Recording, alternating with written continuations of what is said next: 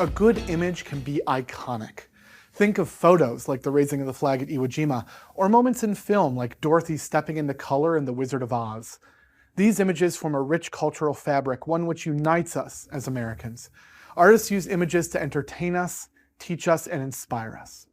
One such artist was Gordon Parks, a prominent photographer, film director, poet, and composer who created numerous images that helped tell the rich story of American life.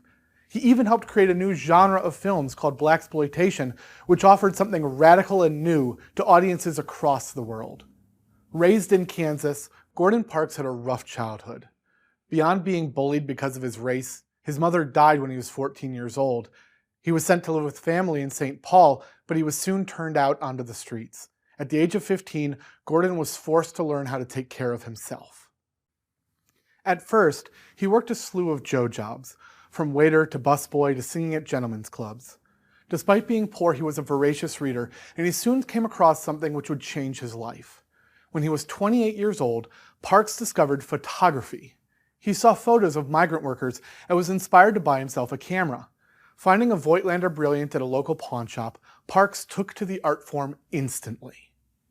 Those who saw his work encouraged Parks to take a job shooting fashion pictures for a women's clothing store, and that quickly led to more opportunities.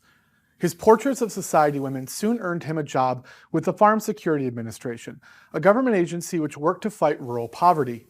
At the FSA, Park was tasked with taking pictures that would chronicle the social conditions of working people across America.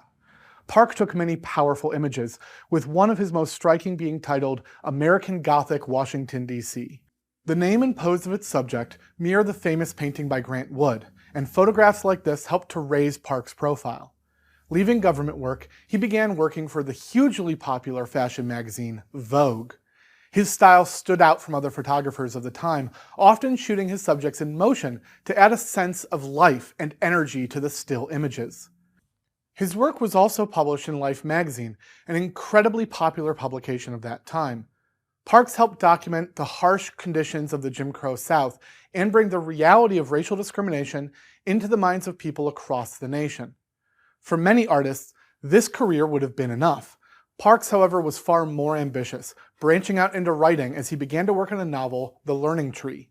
And in 1969, he turned his own book into a critically acclaimed feature film. However, nothing he had done before would have the cultural impact of Parks' second film, Shaft. It probably needs no introduction, but 1971's Shaft was a cultural phenomenon.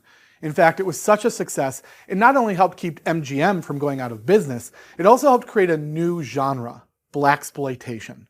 Now, exploitation movies are films that attempt to get the audience's attention by transforming current trends into something unique, often with lurid subject matter. They can be racy, violent, dramatic, sensational, but they're always cheap. Blaxploitation movies were made to appeal to black audiences starting in the 1970s. Unlike other movies of that era, the black characters weren't sidekicks, busboys, or villains. Here they were the stars. Shaft himself was charismatic, muscular, and bold. He had massive sex appeal and exemplifies the vision of black power which was elusive for those who had lived through the blatant discrimination of 20th century America.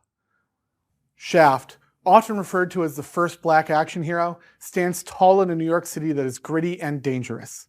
Gordon Parks' direction made good use of the film's low budget, and the movie spawned a slew of imitators. The next year, Parks made a sequel, Shaft's Big Score, and he would go on to direct several more movies in his life, but none would match the social explosion of the original. Indeed, Parks was an incredibly talented writer and photographer, but he was also a painter, musician, and composer. He helped found Essence magazine and served as editorial director for years. He was an astoundingly creative person who was talented in multiple fields. Yet, what he will always be most well known for is Shaft. Gordon Parks lived a remarkable life, humanizing the subjects of his photos and breathing fresh energy into American film. He was never content with just one form of expression, even into his 90s. If a picture tells 1,000 words, then Gordon Parks' work speaks billions, forever shaping our views not only of what life was actually like, but also how we imagined it could be.